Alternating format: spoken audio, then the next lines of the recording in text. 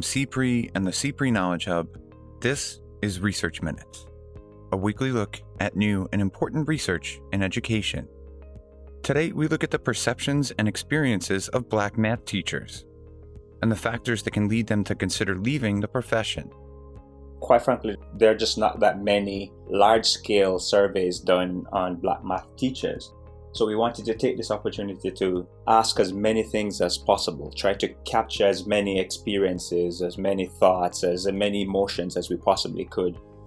We welcome George Mason University researchers Toya Jones-Frank and Marvin Powell, co-authors of a new study surveying hundreds of educators across the U.S. They share what they have learned so far. We did find that Black teachers saw their negative experiences with race via microaggressions as a huge factor in their decision to want to leave the field. And some valuable takeaways for stakeholders at all levels of the education system. What kinds of climates are being fostered? Is there attention to anti-racism in the building? Have issues of race come up in how teachers are evaluated, in how teachers are assigned to courses, in how teachers are assigned to handle discipline? These are all places where districts and school leaders can work together. That's right now on Research Minutes.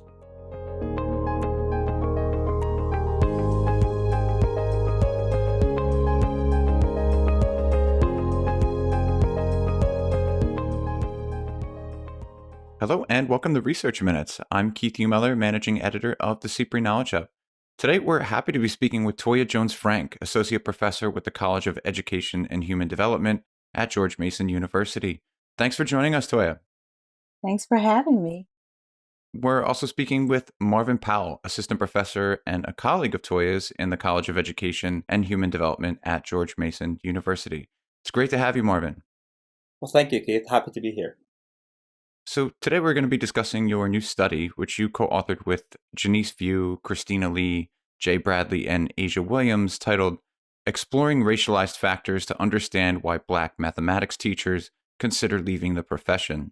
It was just published in the journal Educational Researcher, and it takes a comprehensive look at how factors like racism and microaggressions can contribute to higher levels of attrition among Black math teachers. To start, could you tell us what drew you to this line of work? Was there previous research or possibly a lack of previous research that led your team to investigate these issues? Sure. First, I'd just like to say thanks so much for having us today. We're really excited both about this paper and the opportunity to share a little bit and chat with you today. But this work, I would say, is, probably over a decade in the making. So I am an African-American former mathematics teacher. I was a high school math teacher for about 11 years before I went back to graduate school, and a math department chair. And so some of my interest comes from lived experience, but also a lot of this work began for me, the research side of this work, began when I was a doctoral student at the University of Maryland, College Park. I was a student in the Center for Mathematics Education. And at the time, we had a project going about highly respected algebra teachers. And all of the teachers who were nominated for the study happened to be African American.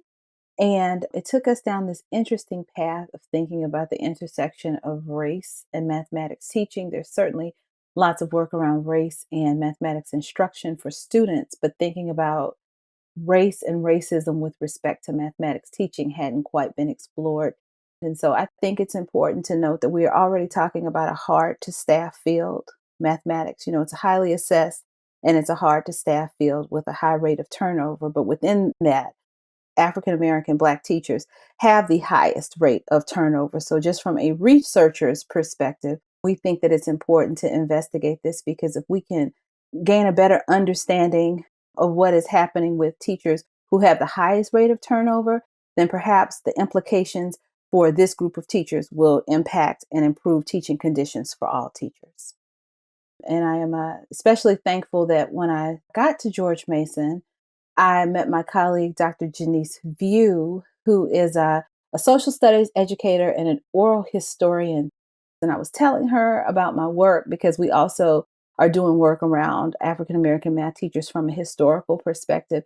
And she strongly encouraged me to pursue funding. And so the paper that we're going to talk about today comes out of a larger National Science Foundation study called Examining the Trajectories of Black Math Teachers.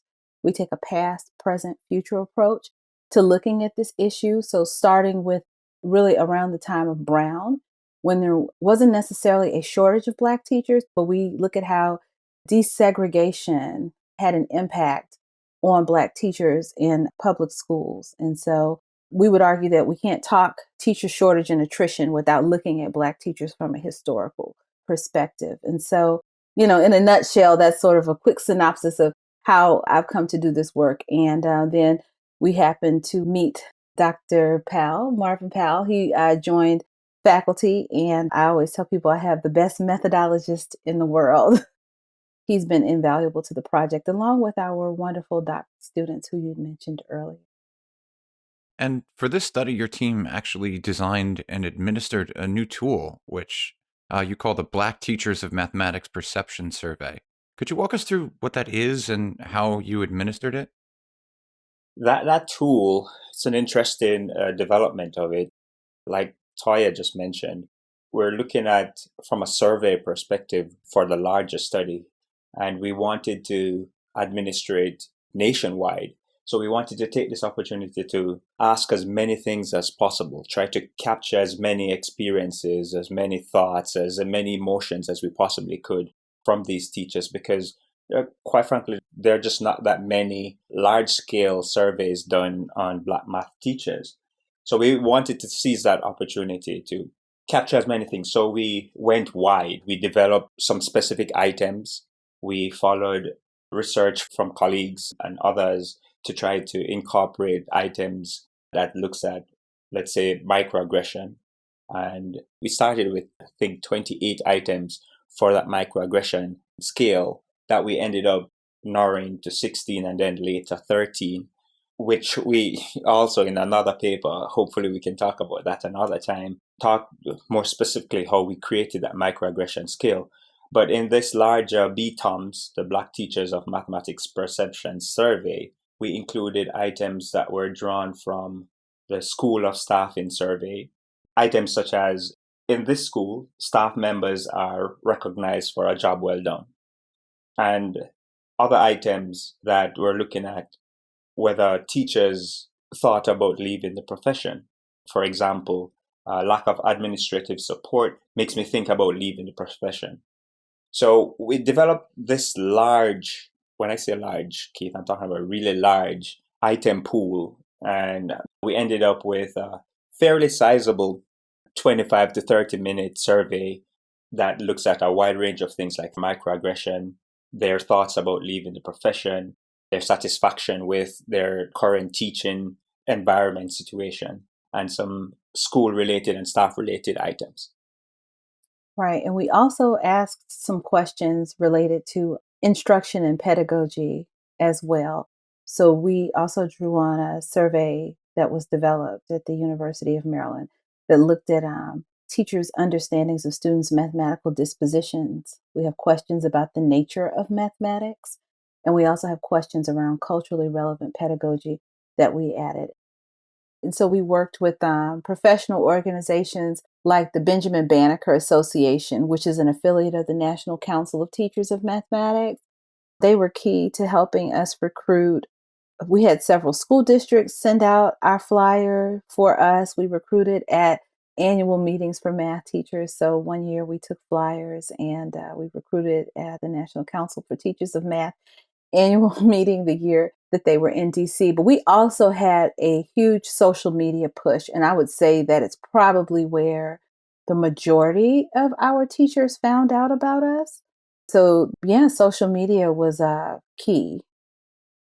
So let's jump into your findings, beginning with your first research question. What did you learn about the effects of personal and school climate factors on Black mathematics teachers and how they viewed leaving the profession?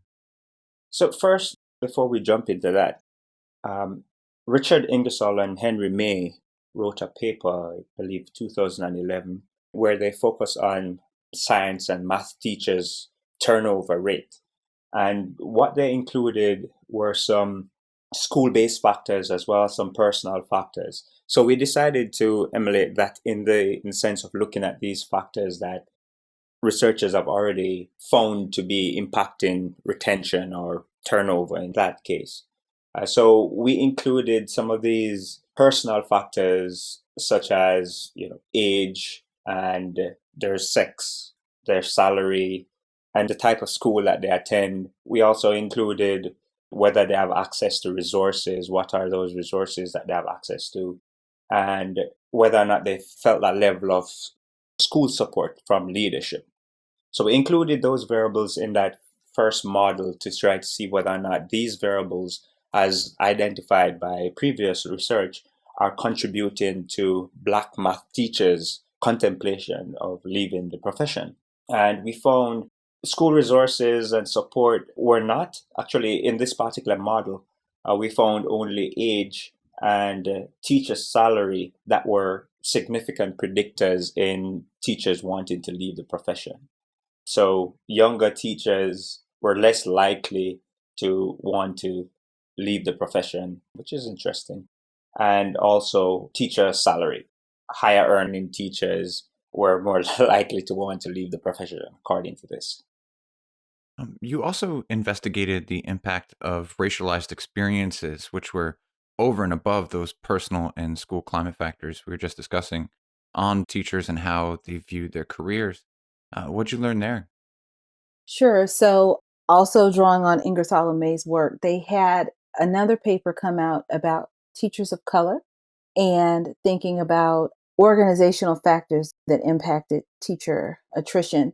And so in the paper, we think a lot about, and we discussed this quote that was in the paper about the need to do more work to perhaps understand factors that were impacting teachers of color because their data did not necessarily look like or behave like the data for white teachers. And so given our team and our orientation to research, and we started thinking about, so we are Black and African American educators, and we think about the things that impact our day to day work.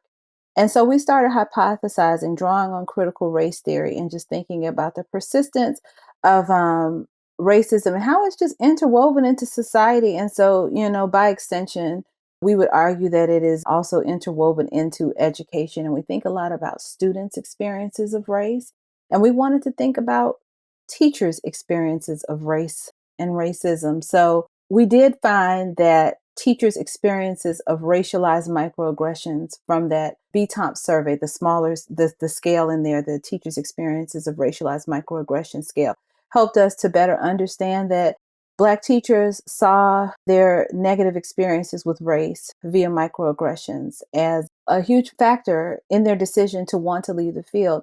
This racialized microaggressions variable explained a lot of variance in our model, and it was statistically significant. And so, there's lots of qualitative research that would tell us that, but as a researcher, we are excited to have, this sort of finding. But then, as people, we also find it disheartening because we have experienced some of the things that our participants have shared with us through the survey. And we also have another piece of the work where we do qualitative focus groups where teachers reflect on this data.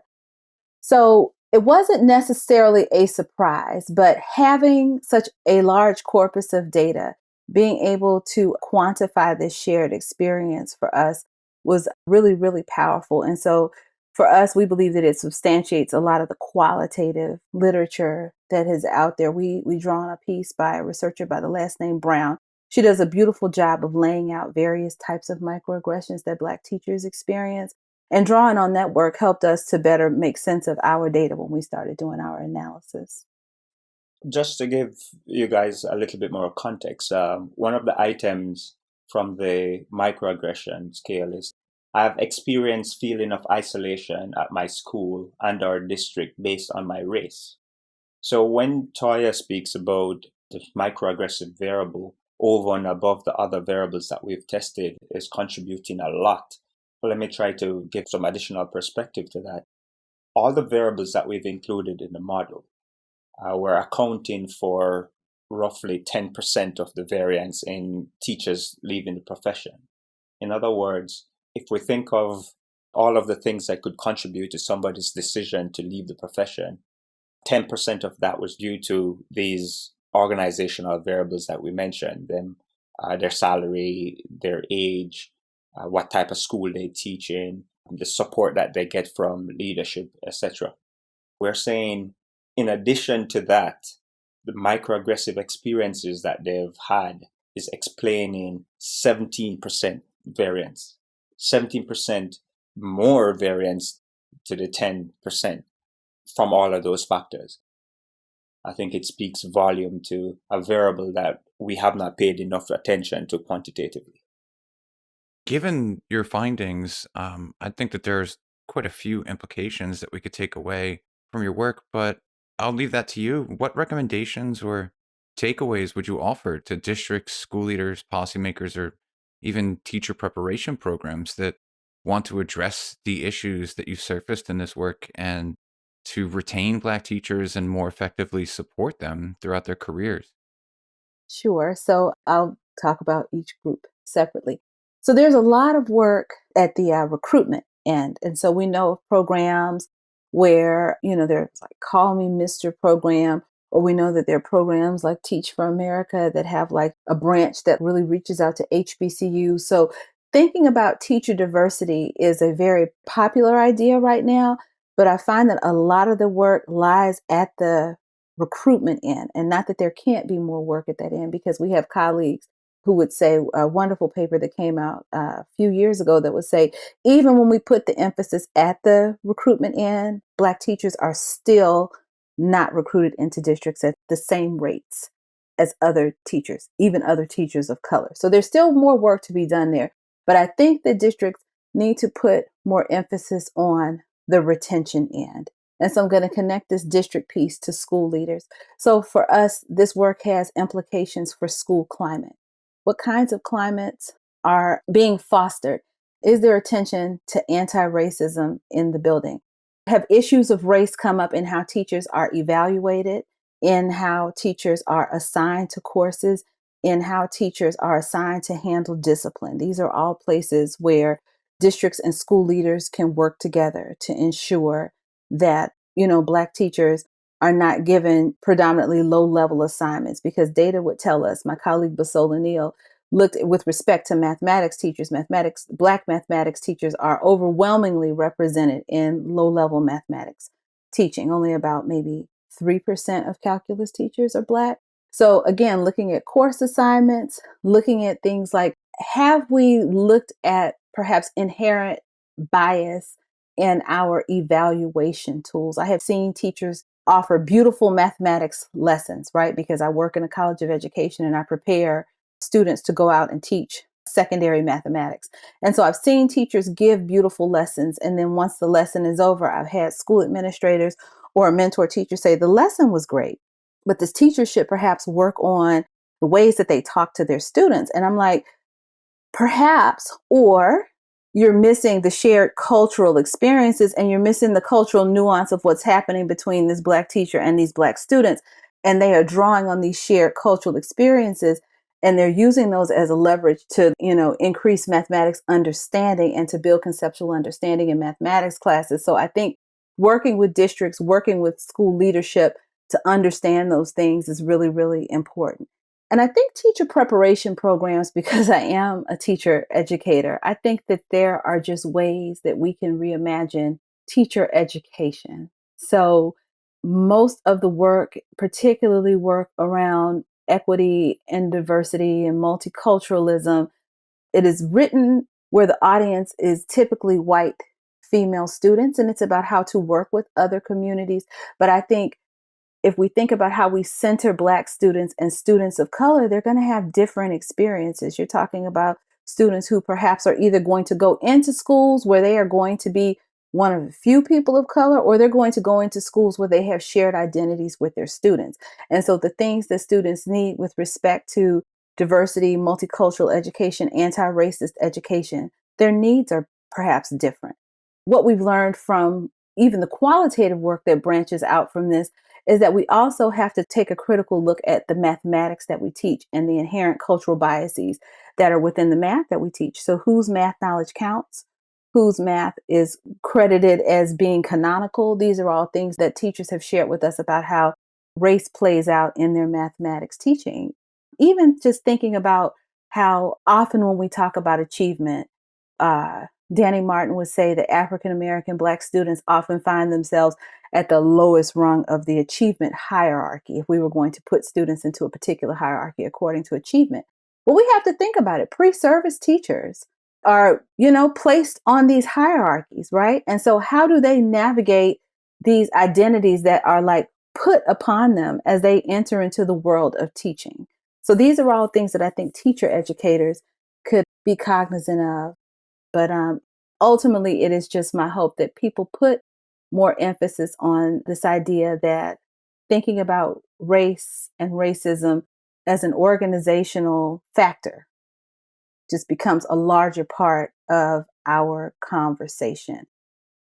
You had mentioned earlier that this work is part of a larger study, which we look forward to seeing more of down the road. But I'm curious if you think that there are other opportunities here for future research, not only for your team, but maybe others who are trying to investigate the experiences of Black educators in America. We believe that this is merely scratching the surface of where we could go, not just as our team, but research in general, on several fronts. Let's start from a methodological front, because that's what I do. We feel that for too long we have not focused on quantitative research through a critical lens. We've often just taken numbers as gospel, or we've taken numbers as this is right because it's a number, without offering some form of critical thought to it. So we do hope that from this, people are encouraged to go look at numbers more critically, using critical race theory as that lens, that guide, or any critical theory for that matter, as some form of lens that guide their understanding of quantitative data or quantitative results.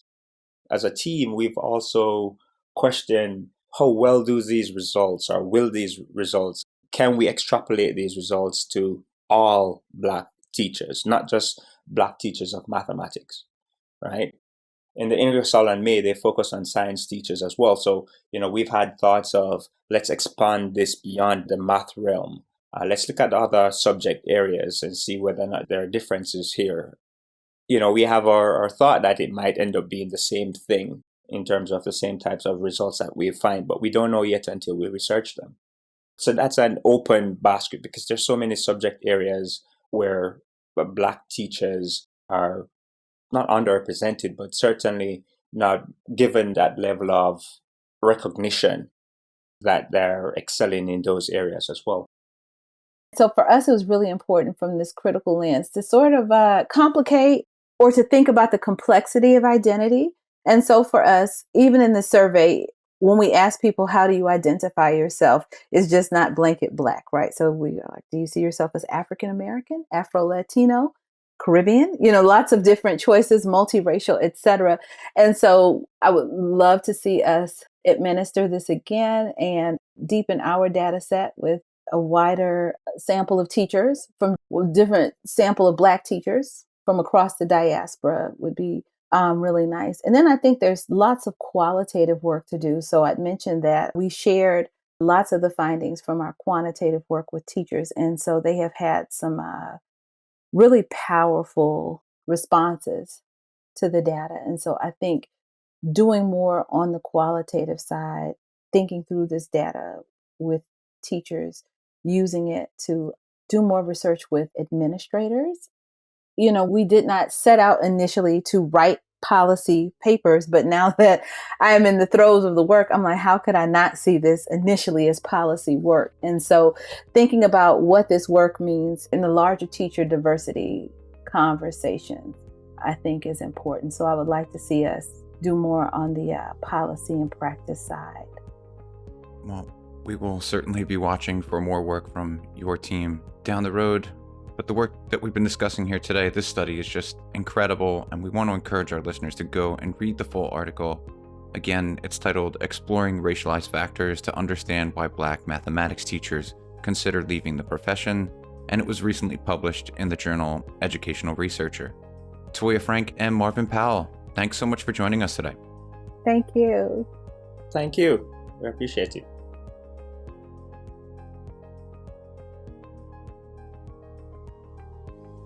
Thanks for listening to this week's Research Minutes, presented by the CPRE Knowledge Hub.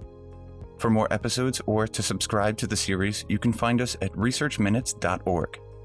To share thoughts on today's episode, or to suggest a future topic, you can follow us on Twitter at CPRE Hub. That's CPRE Hub.